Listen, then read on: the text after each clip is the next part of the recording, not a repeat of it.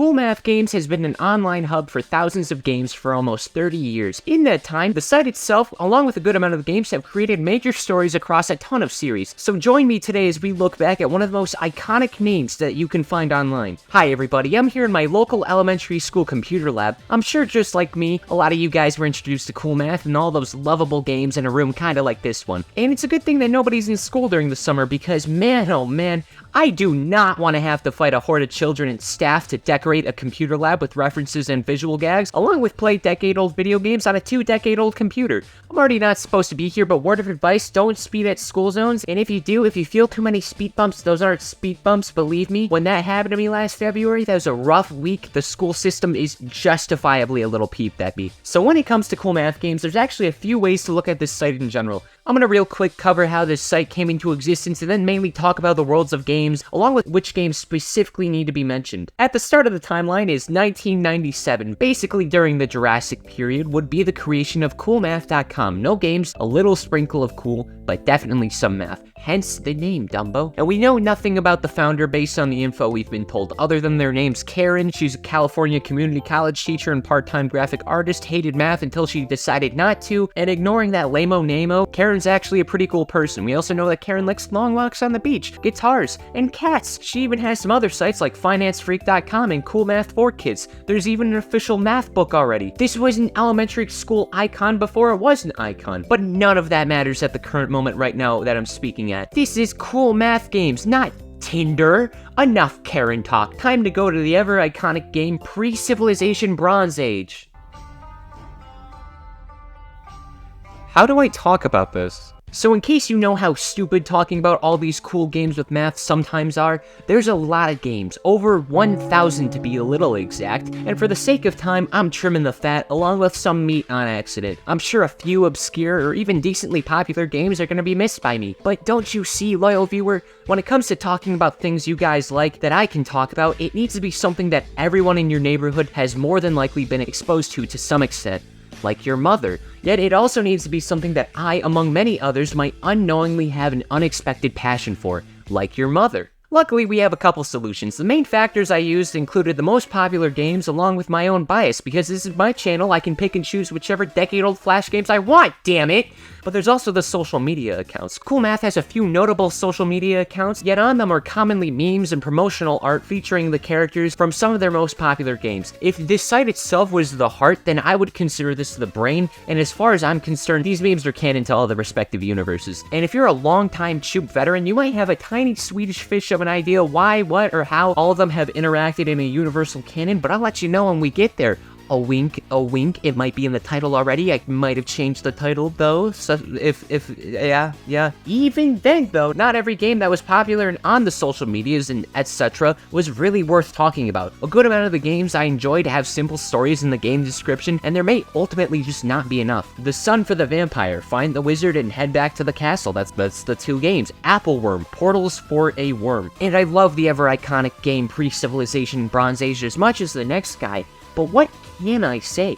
So here's a list of all the big names that I could find that downright have very little to nothing going on to my knowledge. Potentially someday I can come back and look at a few more bigger games in this gigantic roster available, but we'll just have to wait and see, won't we? And even after all of that, there's 2 series. All of this setup are still in a unique spot. Bloons Tower Defense is a bit too ambitious for this already ambitious project, plus I don't know how to add to the convo, amigos. I'm sorry, there's probably better videos out there for this. I'm not qualified for this.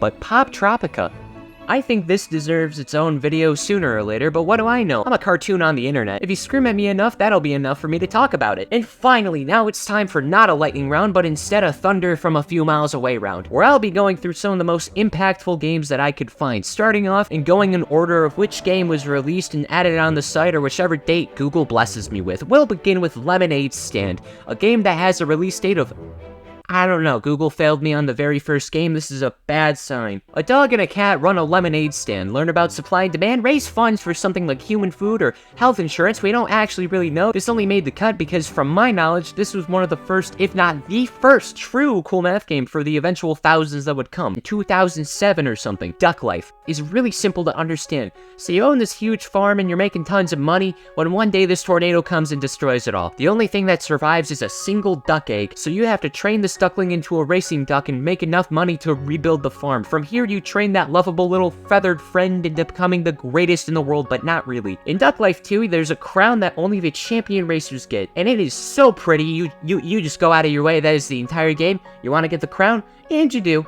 Until you don't, because in the third game, a farmer accidentally makes genetically modified and mutated ducks. After long and hard training, these actual abominations like your duck, like yuck, no thank you, enters a portal leading to the Dark Champion, where the disgusting duck becomes a supreme duck and you challenge the Duck Antichrist. It's a close race, they'll almost try to kill you, but you kill them and become the ultimate champion king with no challengers. Until Duck Life 4 bans genetic mutation superiority. So it's back to square one as a duck coach. Luckily this time you only have to defeat the Volcano King Ducky, but with all that hard work and dedication in a heated race, you beat the damn champion and get an all-new crown. That's awesome. Also, just for future reference, I'm gonna skip any games that have sequels that aren't available on CoolMath. Like Duck Life, for example, has sequels, but they're not on CoolMath, so they aren't real. Sorry, what were we talking about? I was too busy talking about how there is only 4 Duck Life games that were released in 2007. What the pepperonis do you mean there's more Duck Lifes? That's preposterous. September 2007, Raft Wars. 2 brothers named Simon and Oliver are frolicking around and having a jolly old hootenanny, but then Simon finds treasure worth a pretty hefty amount of doubloons. After hearing this, tons of groups try to eliminate these pesky toddlers, including Vikings, pirates, and even whalers who have decided to stop attacking whales to terminate the local children of your daycare. The final battle sees the boys' parents being held hostage by humanity's greatest threat of gingers. They get stopped, but then the parents attempt drowning 3-year-old Simon because they want the treasure. They lose. In Raft Wars 2, the boys go hip hip hooray on a vacay, only to discover a water park being built on the treasure land. Oh, buttery biscuits. This wouldn't be a problem except they reburied their diamonds and gold to hide it from their loving parents and tax collectors. And now they gotta get it all back by blowing up whale carcasses, and then you do that. And then you quickly become top enemies of marine mammal protection and Aquaman, I guess. March 31st, 2008, the world's hardest game trilogy is the Dark Souls of 2000s Flash games. I really hope none of these games have any major story between them because the text in between levels hurt my feelings, so I stopped playing. August 2008, Run. This game trilogy follows a group of adventurers entering space tunnels with the main alien, the Runner, acting as a cartographer for the group. Run 1 and 2 don't really have that much going on by themselves, but it's the third game that we truly get the chance to see what the heckaroni is going on. Essentially, all the aliens at first are scattered across space and don't have that much in common, with the exception of all of them hating tunnels and wanting to find their missing planet because they want to go home, not stay in the scary space tunnels. In order to do that, well, I don't know. The aliens aren't really too sure about how they get home. There's been ideas about wormholes making ships, mapping it out, all that gunk. Eventually, one of the aliens, the student, manages to call the authorities, which is where the game is currently. This is actually an unfinished story because the aliens have been searching for their way home for nearly 6 years at this point, meaning that they are still trapped there to this day. Funnily enough, Run 3 has been the top CoolMath game on the site for years, right in front of Fireboy and Watergirl's Forest Temple and Chess, meaning the top game still has silly antics to goof about. Oh yeah, speaking of which, November 2009. Surprisingly enough, Fireboy and Watergirl are one of the easiest games to talk about, despite there being 6 unique entries available and despite it being one of the top games. Each game simply sees the duo needing to collect gems and escape any given temple, and despite all of that, the two are popular goobers, getting invited to every party CoolMath hosts, meeting Vin Diesel. This is official, I think. Fireboy can go Super Saiyan, and he's forklift certified, so he's at least the top 3 in the strongest of CoolMath gamers. They also play Fortnite with some other characters, including this guy,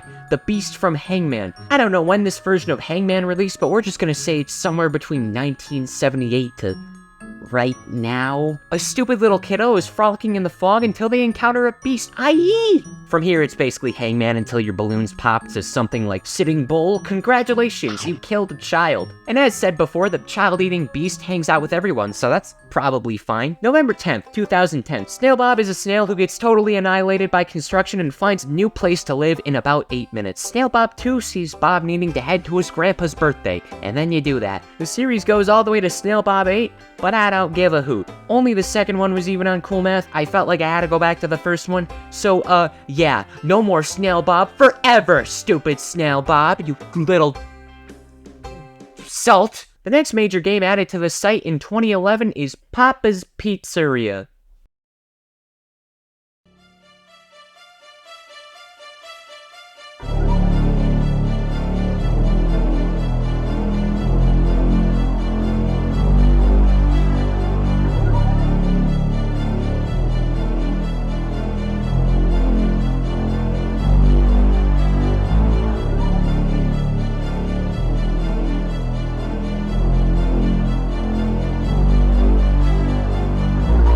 No thank you. I've extensively talked about Papa's games, Jack Smith, Cactus McCoy, and a few more Flipline games in the past. With them being on the site already, I'd recommend you check them out after this video. If the stories of Flash games from 2000s and the 2010s is your forte, and you want to see more of these games specifically, it's all still pretty cool to be honest, and I feel like I don't really need to treaded ground.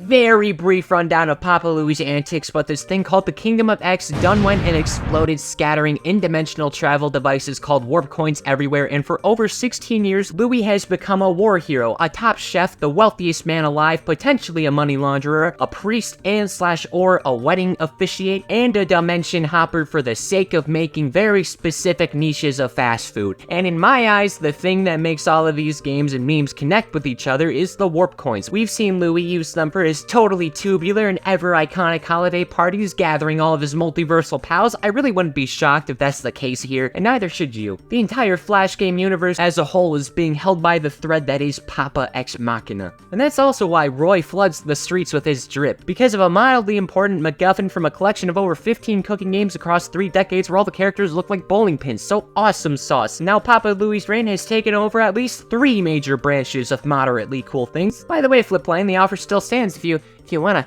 put me in the next game, a wink, you wanna add me to this fun time? Please, I just wanna meet Papa Louie. Is that too much to ask for? Please! September 16th, 2011. Bob the Robber is a robber who's been training his whole life. Fortunately, he's a good dude and all of his crimes have good intentions, like helping those in need. This massive heist sees him stealing from and eventually exposing a corrupt mayor working with the mafia as he celebrates his crimes right in front of their cell. Now you're just asking to be arrested. The rest of the games, from what I could tell, were not on the site, but you know what? I don't care. Bob meant Vin Diesel and has 4 more games, so why the hell not? Real quick in order: stop a zombie apocalypse, stop people around the world, save Mona Lisa, and save some temple treasure. You can easily tell where Bob's career peaked. 2011 again, IQ Ball and or Catch the Candy. I'm actually not sure if there's any differences between like those names, but they're absolutely identical other than the candy being shiny in one and the IQ Ball one looking almost wooden. You simply catch the candy or IQ the ball, which is the same plot as Cut the Rope. Hey, wait a second, 2020 something. Did you know that Cut the Rope is on here now? It actually released on other devices on August 4th of 2011, but on this site, it's fairly recent. Give the candy to Nom, the lovable green Goonie Goof, that's all. I don't know if I should treat this like Poptropica and revisit eventually, but I don't know. Here's a picture of a chinchilla. December 2011. Learn to Fly sees a penguin getting pissed off that Wikipedia says emperor penguins can't fly, immediately proving them wrong after like a month of trying, though the penguin gets hospitalized, colliding into an iceberg, leading to the sequel where the penguin wants to blow up the iceberg, willing to trade with the penguin black market and everything. Eventually, the penguin does succeed, only to be called a loser by a new grounder on Facebook. It then decides to become an astronaut. In a tragic accident, the penguin sends itself back in time to the first game by rotating around the Earth too fast, killing itself in its own house but in the first game. Truly a sad day for the funny Flash games. 2012, Johnny Upgrade sees a big goofball in an epic rap battle of history, but otherwise is a superhero who starts with no powers and dies munch in an attempt to defeat this big scary skull monster man, who a functioning member of society who can vote and get drafted, was unable to defeat the boss of Johnny Upgrade. 2012 again, 60-second burger run. This exquisite and flavorful burger place high in the sky closes in 1 minute, and our lovable obese protagonist charges through everything possible to reach it. The sequel follows Santa doing the same thing but Christmas, ho ho ho. 2012 again, 3 pandas. For some reason these pandas can't catch a break. In the first 5 seconds they get captured by pirates, escape, find an island, one of them manages to get captured by the peeps who live there, and eventually they all fall down a massive rock to be continued in the sequel game that takes place at night time. In this one, they survive the fall, enter a cave, leave, get attacked by a giant octopus. That escalated. Holy shit, that was out of nowhere.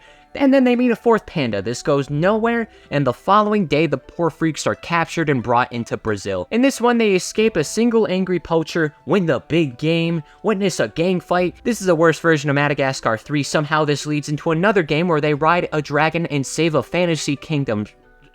Sure, okay, yeah. 2012, again, Cat Around the World. I thought this was gonna be a hefty one with 4 separate games. Like, it's about traveling around the world. That sounds awesome.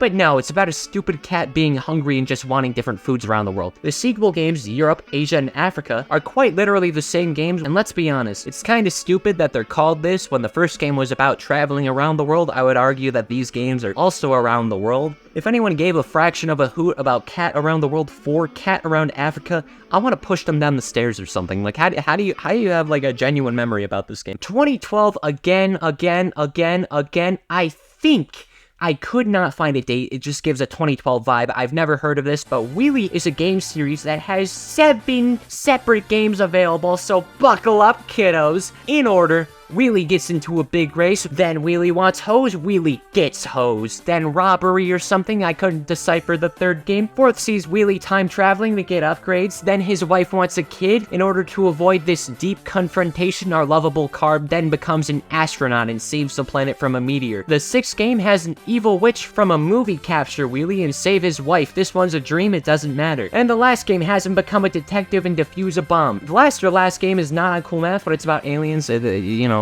that was pretty quick, that's why I wanted to cover it. Respectfully, Lightning McQueen doesn't have shit on Wheelie. July 17th, 2014, Red Ball 4 and only Red Ball 4, not the other ones. The gray squares are enforcing ball torture, not that other kind, and making them all square. Which means that the entire planet's gonna be cube, and that's probably bad, but that's okay because they all explode and all the red balls go back to Target after returning the planet back to normal. Hooray! 2015, the Basket and Ball series. This is an allegory.